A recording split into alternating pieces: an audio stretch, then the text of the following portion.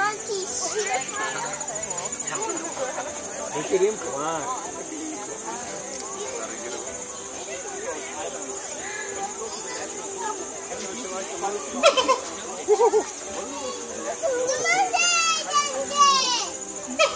Meerkat colony. We have approximately 14 of them.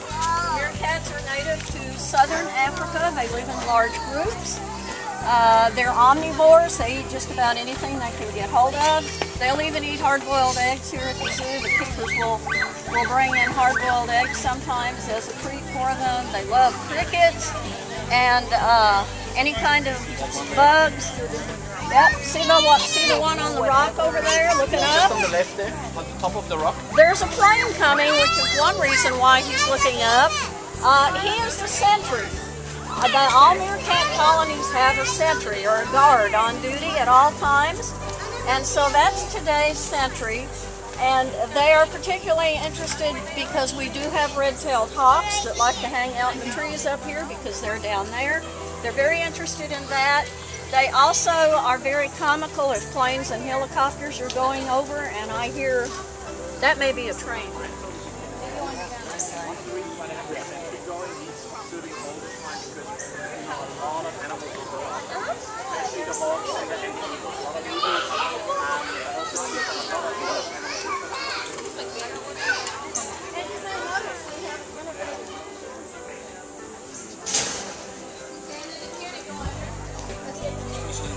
That are actually threatened. So these guys are, there's a lot of storks that are under threat as well.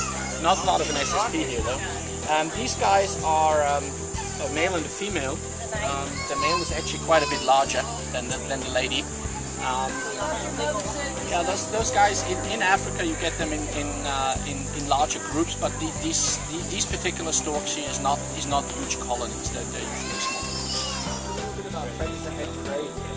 What you see behind us from it. Where's the So how many chicken eggs would I need to make the same size omelet? If I make an omelet like this, how many chicken eggs would I need? 20 to 24. I hope to get some more. More than one, so we can What is that? Hey! wild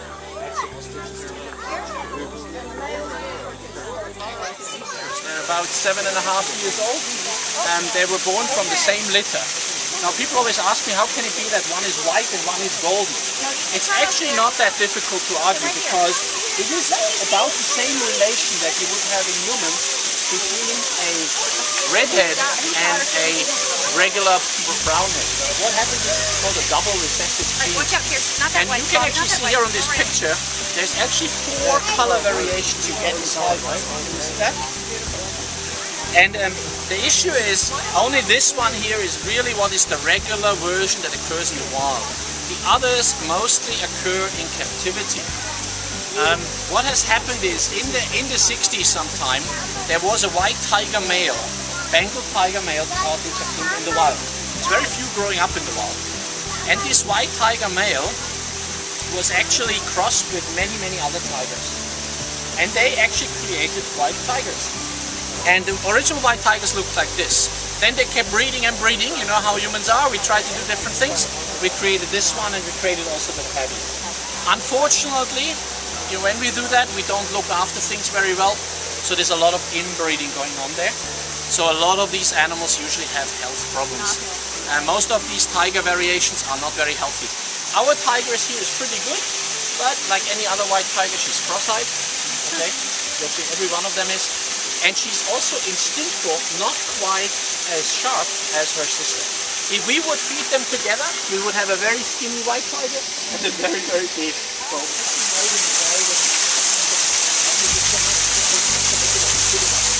And the reason for that is probably because it's so elusive. It lives in the northern parts of Europe and Asia, and it has a large place where no humans are, you know, and where no humans are, usually you can survive. And that's why they're around. There's really 4 species of lynx in the world. The one that you probably know best is called bobcat. It's here in the US, and that's also a... Please come and have a look, there's no problem. But the original is... If you want to have a quick peek here... See it there? American crocodile, American alligator. Look at his teeth. Oh my God!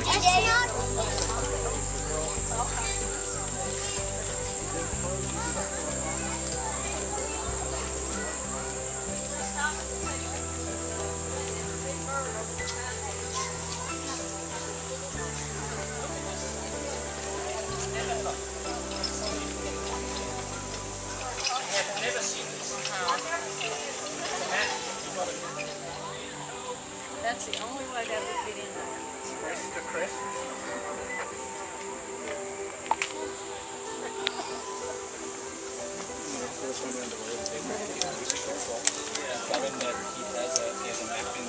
Let me see if I have it. It doesn't work.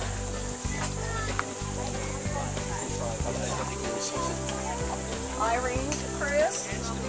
Shouting, and he actually shouts for his mates.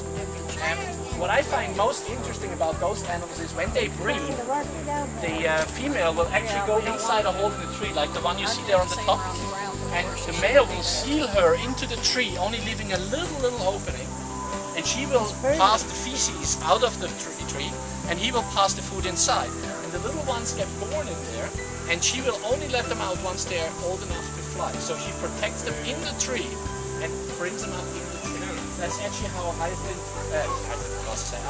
rhinoceros hornbill, get their new one born up. It's not the only species that does that. There is quite a few species of bird that can actually do that sort of incarcerating act for the time in the group.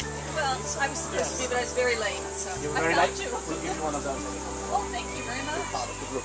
Thank You put that on your shirt so I know that you're part of it. I'm not shouting. Let me say that.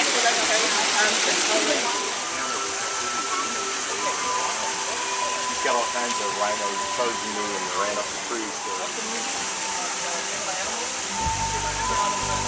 You go around the world and you look at fossils. That you find somewhere. You will find lemur fossils all over the world. So what actually has happened is, what you do not find on Madagascar is monkeys and apes. So it is a good theory that the monkeys and apes actually have gotten rid of the lemurs everywhere else. But because there's no monkeys and apes on Madagascar, the lemurs stay around. Because lemurs are much less strongly built. They are not monkeys. Okay? People always say, oh, look at the monkeys. These are not monkeys. These are lemurs. Lemurs is a separate group. This zoo actually only has one type of monkey, and that's the Schmitz-Brunam. I'll leave them out, but they're small monkeys. The gibbons you see at the entrance, people always go, oh, look at the monkeys. They're not monkeys, they're apes. And it's a very simple rule. If something is not from Madagascar, okay, and has a tail, it's a monkey. If something's not from Madagascar and has no tail, it's a See those front teeth? It looks like a little comb. They use that to groom themselves and each other.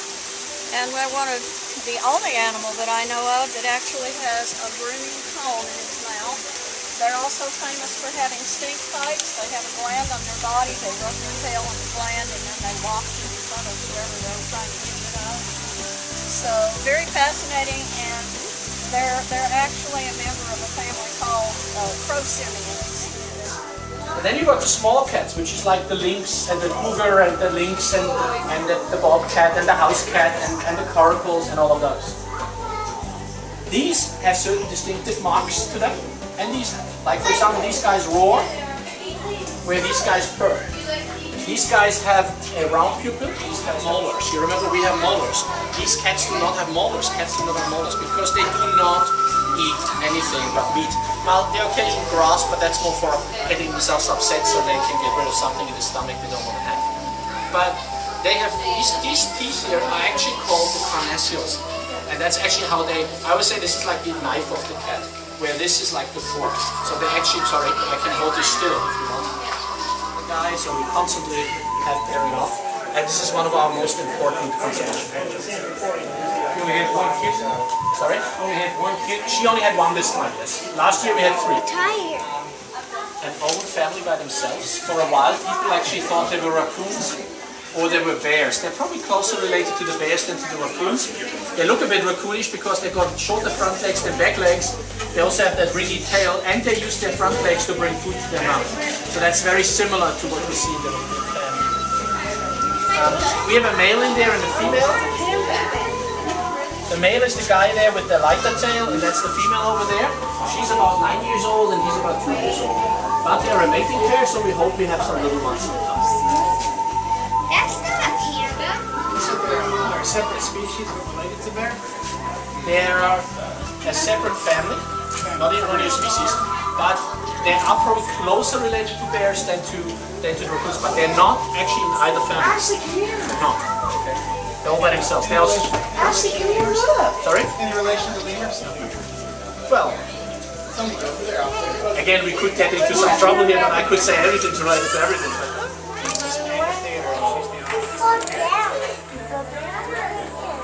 Do you have any questions about the pandas?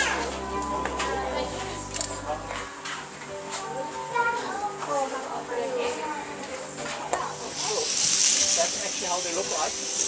The female is actually larger than the male in this species, so the male has to be a bit careful with her. And the little one, actually, when they're born, is stripy. Now, our little one has lost these stripes. I don't know if I can't see them.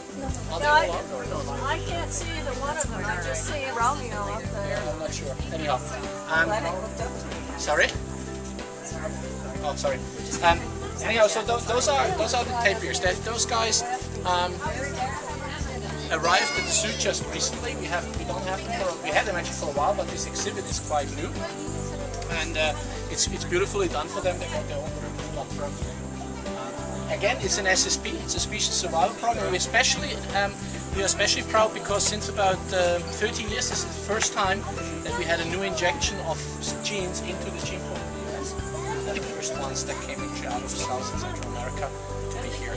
These guys came from down there. So on the top there, that's her. I don't know if the other two are. I can't see. Are they out? Good morning. Are they all out? Yeah. How are you? Okay. One little fact. Noah gained 50 pounds last month. He's about 200 now. Noah is? Noah's 200 pounds. 200? About 200. Wow. Oh, yes. Petting goats. Let's have a look around.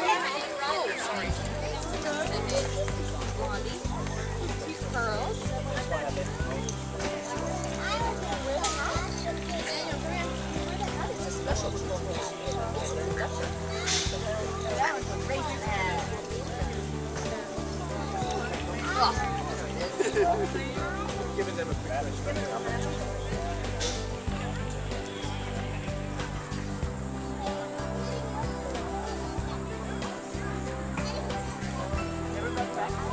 Pictures of signs to start your PowerPoint. This exhibit has been open less than a month. I believe actually it's been open 3 weeks today. It opened on Friday. This is Saturday. It opened 3 weeks ago yesterday. We have about 30 Caribbean flamingos. You may notice that they are not pink. Most people ask us questions about that. Why are they not pink? This is a particular species that I call that a peach color. The pink ones are more like the greater and lesser flamingos. There are 6 different types of flamingos. There's Chilean flamingos, greater flamingos, lesser flamingos, Caribbean flamingos, and right now I can't think of the other thing, but there are about 6 different types. Most of them are pink. We keep the color up on them because here at the zoo we feed them a grain that is in water, and to that grain is added beta-carotene that keeps the color up, because most people know by now that flamingos are these guys eat grain with beta-carotene added to it. They eat krill here at the zoo, and we also give them romaine lettuce because they do like a little bit of greenery, so that's what they get. When you're looking at them, the males are generally larger than the females, but in this particular flock of flamingos, their ages range from 1 to 14 years. They came to us from San Diego Zoo. They have been together for a long time. They all have bands on their legs, and their band is just above their ankle. You may think that's their knee because it's right in the middle of their leg, but it's actually their ankle. Their knee is up where their leg meets their feathered part of their body, their torso. If it's a male, the band is on its right leg. If it's a female, it's on its left leg. You can remember that left leg, the leg for lady. That's how we remember it as we're out talking to people. They are numbered. The numbers don't mean anything to us. They mean something to the keepers because they identify various things about them, such as names and so on. This is the flamingo skull, the head and the skull itself. And you might notice when you go over there to look at them that while they're upright, they're this way, but when they eat upside down. Inside their mouth, they have a system of filtering. It's almost like the baleen and a baleen whale. It filters out what they don't want to eat. The edge of their top bill, I don't know if you can see it, but you can come up here and look at it a little more closely when I'm finished. The edge of the top bill is serrated. It's not serrated so that they can chop up their food. It's serrated so that water will move out of their bill. And if you watch them eat, you can actually see that filtering system working. They were right next to the fence yesterday, and I was watching them, and they actually pump. You can see their throats working, and they actually will pump the water out of the side of their bill, and it shoots right out of the sides. Very, very fascinating thing to watch. Let's see, what else? I think I told you we have about 30 here. Why do they sleep on one leg? Our animal curator says that they sleep on one leg because it's comfortable for them, but it's also a conservation issue with them when they have both legs down. It cools their body, and when they lift one up,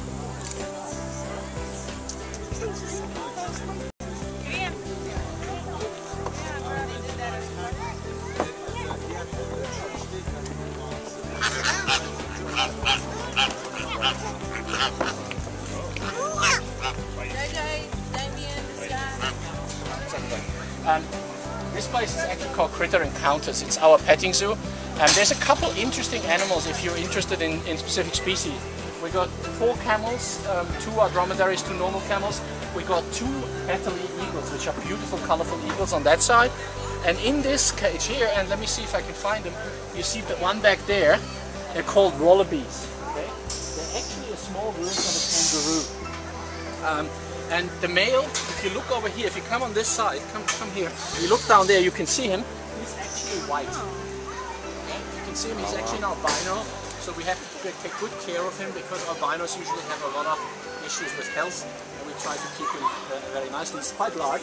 And our 2 females both have a joey in their back, which means they have a little wallaby, and sometimes they can see it kicking out already. So. Oh, that will take a while. It can take a lot. See, with wallabies and with kangaroos, the female can slow down or speed up the development process. So it's very difficult to say how fast.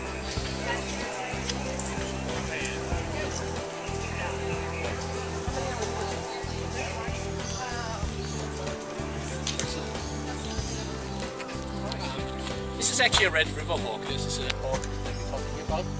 It's quite a big. In Africa, you get actually 3 types of pigs. You get red river hawks, which is the ones that we're looking at right now.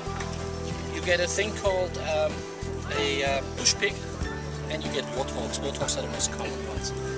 Now, all of those guys look docile. They look like they're obviously a grass eater. They're herbivore, so they don't really look very threatening. But I tell you the truth, if you look at this lion, this little lion that lays down here, can you see his wound on the side? Okay, that was done by a hawk. And these guys can defend themselves. They actually got another tooth inside here we call the floating incisor, which they can actually inflict a lot of damage. I have seen them slicing open the Doberman dog, the one side, with one little slice of the mouth. So they're quite ferocious and they can defend themselves. Even lions in the wild, about wild pigs, they will usually kill them but won't even eat them because they don't like them. Okay. Now I'm using this for another little talk just for a few minutes. I want to talk a little bit about leopard conservation. Since about almost 10 years now I'm 9 years, I'm actually part of a leopard conservation project in Africa. It's called the Monyawana Leopard Project. If you ever get a chance, have a look on the internet or on my website. There's a link on that thing. And what it actually is all about is all about leopard conservation. This is actually a picture of taking a leopard and darting him and putting a collar on the leopard. In this project, in an area of Africa, we once collared up to 60 animals, had collars on them, and scientists took down, researchers took down their locations every day and made sure about their movements. This is actually the antenna that you use for that. Okay. Now you ask, why would you do that? Why would you collar leopards? Why would you even worry about them? Because leopards are actually probably the most common cat in the wild and the most least threatened altogether. But in this particular area of Africa, the researchers and also the local people realized that there's less and less leopards, and nobody could understand why. And what actually happened was leopards got shot in neighboring areas, not in the game reserves themselves, but in the neighboring areas. And leopards do not keep boundaries, so they go in anywhere they want. So what happened there was less and less leopards, and leopards went back, and nobody could explain why, because leopards are actually quite a lot around. And people were asking why, and we started putting a leopard project together. It was actually a guy called Luke Hunter, who's a very famous cat guy. He lives in New York now, he's an Australian, and he put that project together. And I helped that project with sponsoring quite a bit of it. And what we found out after a few years of the project, that the leopards actually, what happened is the leopard, the males got killed every year. At least one of the big males got killed. Now when a leopard gets killed, what do you think the new leopard that comes in and takes over from him does first? Kills the others. What actually happens is he immediately kills all the cubs, all the young leopards that are not able to receive. Okay? So he will kill all of them. So every year, imagine you kill the male that is in there, and the new male comes in and kills off all the cubs. What happens? None of the cubs can grow up, because a leopard takes about 12 to 15 months to grow up. So what happened is the numbers went back and went back. In 2007, we had all the data together, and we could actually prove it to the government by 2007 that actually this was happening. The government changed its rules. The concessions to shoot leopards were reduced to 1/5, and not one area could get it 2 years running. By now, the leopard numbers have already rebounded to double. So the only lesson the reason why I like to talk about it is, number one, it makes sense to support conservation project, but number two, one need to also today do conservation project with real data. You cannot just do and sort of believe in stuff. You need to actually prove it. And to do that, you need to do it smartly. And you need to use modern technology, like in this case collars, and GPS collars and all kind of stuff. It costs money. But if you do it, it actually helps. And it helps not only the leopard, but it helps then the community around them, because people can come with it. So that's why I thought I'd talk a little bit about the leopards and the leopard conservation. And I usually do it around these guys, because the leopard is probably one of their biggest. A lot more weight on the front or on the back? Why do they have more weight on the front? Because of the head. Yeah. And you will see that with all the mammals that walk on 4 legs. Usually the front legs are bigger, the front paws are much bigger than the back paws. And the reason is because all the weight on mammals is usually up front. We are the only one that really walks upright. That's why our feet are bigger than our heads. Okay. And I have another question. If you would see a leopard or a lion walking, how do you know which direction he walks? What do you mean? Correct. How do you know which one is the left foot and which one is the right foot? If you see prints, how do you know which one's their right and which one's their left foot?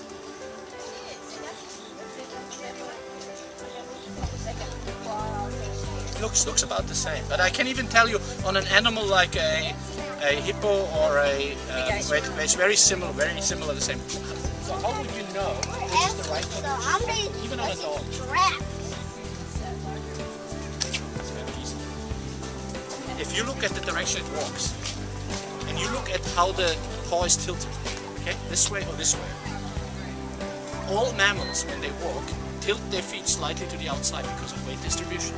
So you look, the one that's pointed this way is the right one, and the one that's pointed this way.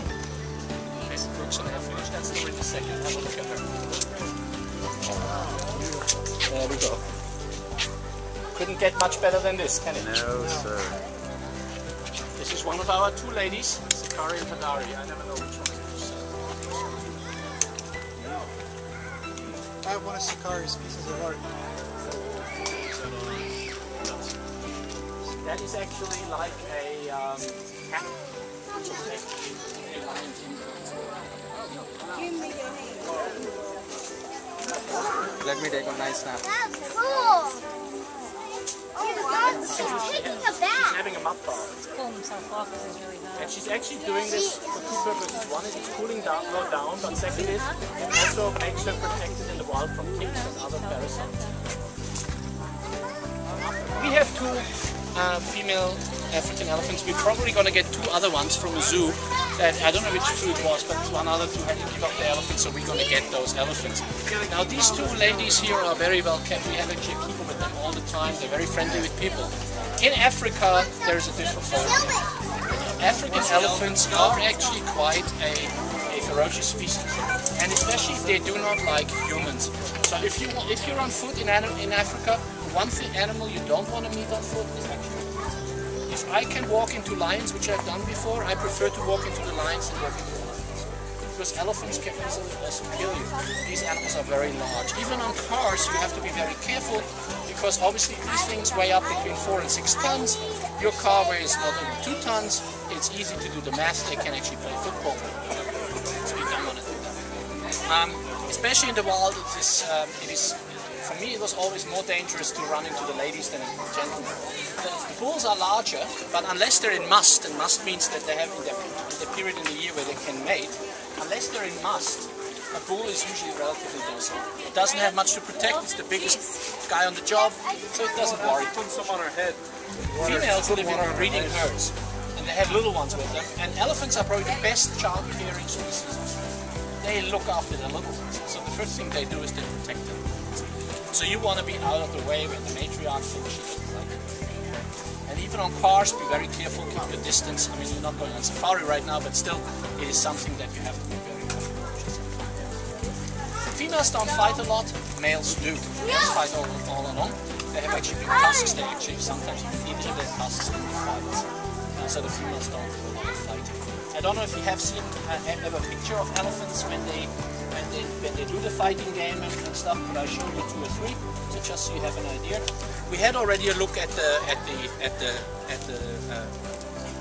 feet, you know, at the footprints. So the bigger one obviously this is on a male. You can see how much bigger the front one is from the back one, and a male that's even more dominant. This is called a big tusker. It's actually with African elephants, the females and the male elephants have tusks, but on the males they have a very large part of it. This is 2 males fighting. They will shove one another back and forth, and if it's a real fight, it can get really serious. Okay, so that can get really bad. Why would they fight?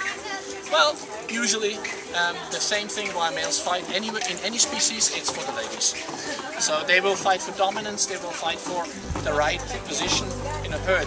You know, also, it is actually very, very interesting. I'll show you one of the most interesting facts I learned about elephants in the last couple of years was, in a lot of game reserves in Africa, and elephants were extinct, so they were reintroduced, right? And so what people did is they went to the Kruger, put some elephants to sleep and put them into the parks, right?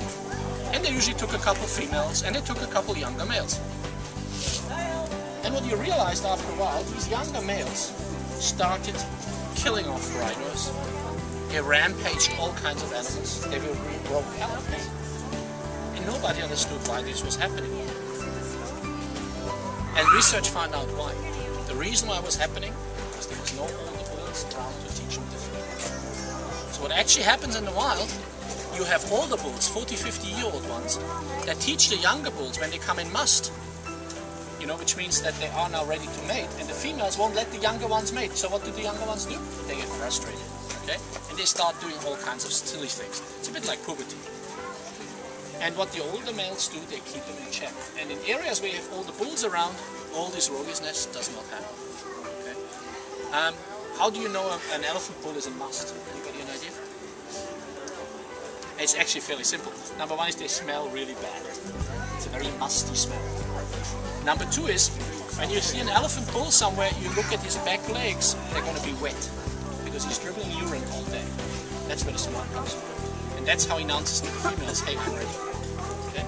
The females have glands here on the side, little glands on the side, and the male will actually smell them and see if they're ready. But it's actually quite, often often that the females don't let the younger males come anywhere near them, and that's when they get so frustrated and do silly things. This is actually a sign when an elephant does this to you. You know what it tells you? Go away. Okay? There's two different ways that elephants will attack you. One is called a mock attack, which is almost an attack. And that's to tell you to go. The other one is to attack, that means I'm going to kill you. The difference is if an elephant comes towards you, swings his big ears, tusks the ground, goes on the ground, makes lots of sound, goes back and forth, shakes, that's not serious. That's meaning you go away.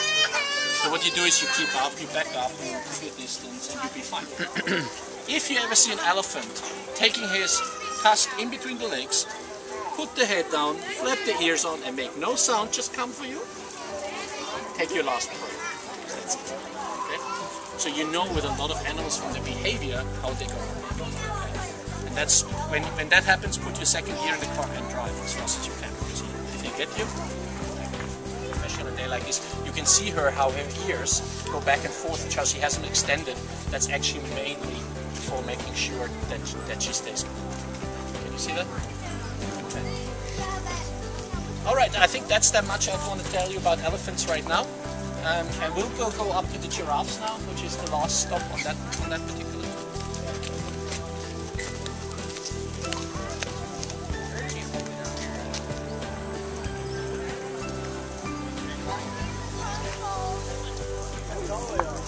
Jurassic. I can't see very well. This guy is actually, these are actually 3 Maasai giraffe. They're not related, they're from 3 different zoos in the US. Congo, the male, is largest, that's the darker looking one. And then you've got the 2 females, Margarita and Savannah. Now what happens is, you see when they're actually getting ready to mate, what the females will do, they will walk around the male, they will rub on the side, and they'll actually make themselves look good to him. And then he's supposed to do something, but as you saw, that's not quite okay. Now those 3 giraffes, all 3 are about, I think they're about 5 years old, a little bit more than that now. So for him as a male, it would be very early to mate like this. In the wild, the other males would actually not let him yet. So that's actually here. He's trying, but he's not really ready for it yet. But we'll see what's going to happen. And we have high hopes that we're going to have little ones soon. That would be very, very nice. He looks a lot older actually, doesn't he? No, they're about the same age. Males are just much larger. That's true for most mammals. And you can see what she does. She does this is the sort of the chatting up part, and she just doesn't go. Now, giraffes in general are very, very interesting animals. They got a totally different design. Obviously, their long neck is actually designed so they can get up to trees. They don't really lie down. The only thing is they sit down like this, as you see here in the picture. They can do that. If they put their head down too long, they're actually in danger of getting a stroke. Their heart rate is 280 over 180, so they have a lot of their blood pressure, and they have a very, very big heart. The heart's about this big. They have a valve system in their neck, so it's made sure that they don't get too high pressure in the head, especially when they go down with the head. Because if a giraffe would leave their head too long down, they get a stroke. So sometimes they put the head down like this. This is for drinking, for example, sometimes also for grazing. This is actually putting the head down to actually get to water. Usually they're very nervous around water. We don't have water in here. Usually we had in their pond, but they don't really like it. So we got it out. It's with them all the time. So right now they have a drinker just behind that wall there where they can go and get fresh water all the day. Because people always ask me, do they have any water? And you see what all of them are doing quite well. They also get fed all day. They have little feeders on the back there where they can get little food all day, and then they get a lot of grain inside the barn and everything. Males, we only have 1, but in the wild they actually fight a lot. They fight for dominance, and the way they do it, they actually hit one another with their long necks. They're using like golf clubs. And they have on the top, they have these ossicones, which are part of the skull. And they're very hard, and so they can hit one another really badly. If you watch it in the wild, it's actually funny to watch because it looks like it's done in slow motion. When you hear the impact, it does like boom. And they actually have a very hard impact. I have seen just recently when I went to Africa, either cracking or breaking one giraffe's another giraffe's knee. So you have to be very careful because these things can actually defend themselves as well, especially with their kicks. They have very, very hard kicks. Here is the head of a giraffe, and you see the ossicones here. Can you see the the two point. Male giraffe actually usually has a couple of them. They have another horn growth on the middle here, which they hit one another. And if you see a giraffe that has on top this bulge patch, it's usually a male. The females have hair on top because the females don't fight. So actually the hair grows, where with the male, the hair gets rubbed off with the fight. So they're quite interesting. When they actually have little ones, the little ones when they get born, they're about 100 to 150 pounds, 50 if I remember right, and they're actually about 6 feet tall, and they drop out of the female 6 feet to the ground. So the first thing you do in your life, you hit the ground with your head with 6 feet running. Not very good. And then they get up, and within that 20 minutes they can actually walk away and stand. Hit the ground running. Hit the ground running. There's one interesting fact you may be interested in, not just about giraffe, but generally about mammals, predators and prey. If you think about it, all the predators have very short gestation period, and the little ones are born almost naked usually, very, very incapable, and mom has to tend for them a long time, they have to be hidden away. And in the prey species usually, they have very long gestation periods, and then they drop the animal, and it can almost walk right away. Why do you think that is?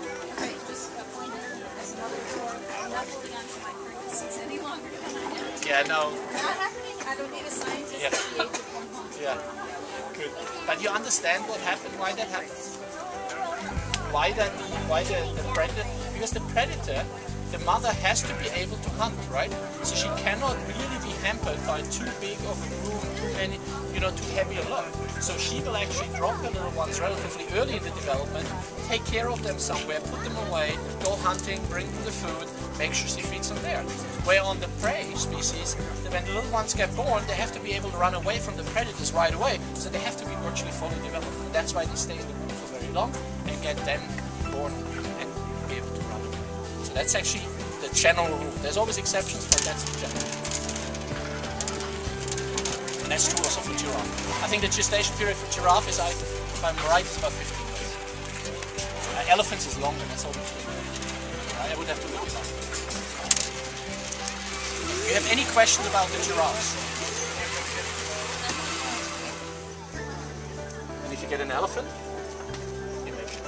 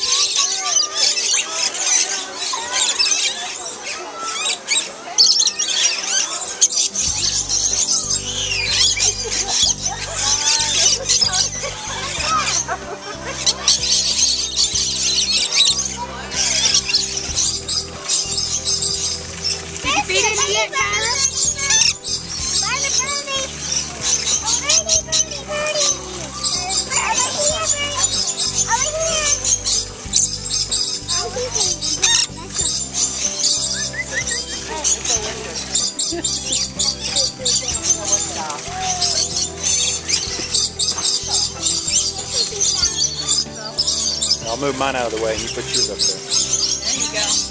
Watch the lizard. Oh, look at that. There you go. Good job.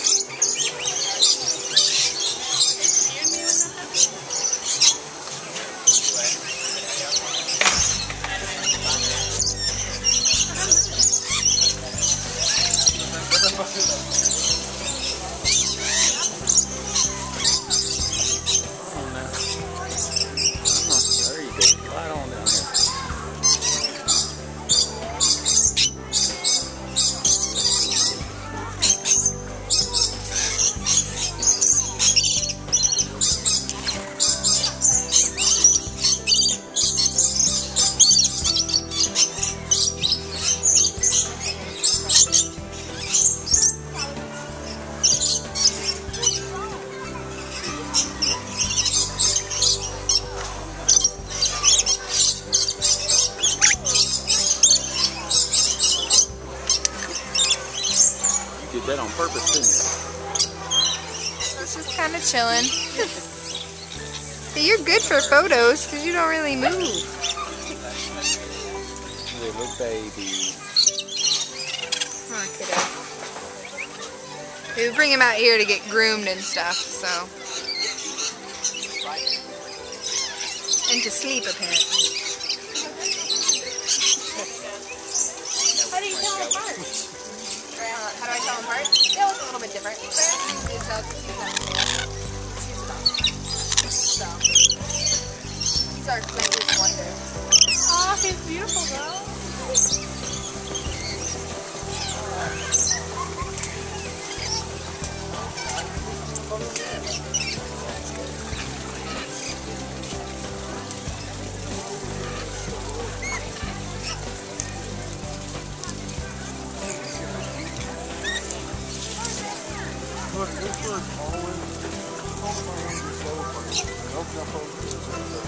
Oh, this is cool.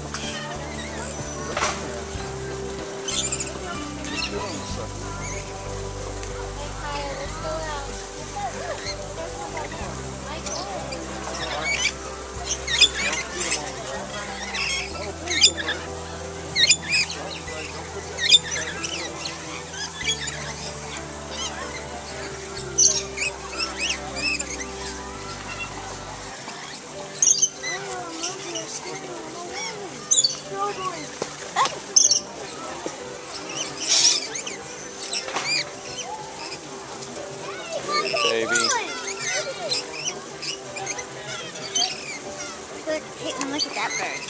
Look at that. Ow! Mean bird. That bird bit Mama. That bird bit. I was trying to show Kate, it turned over on her.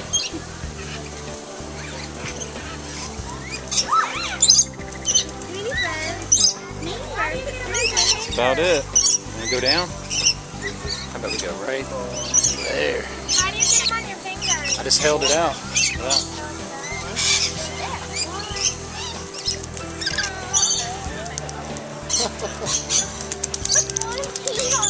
Spicy, spicy.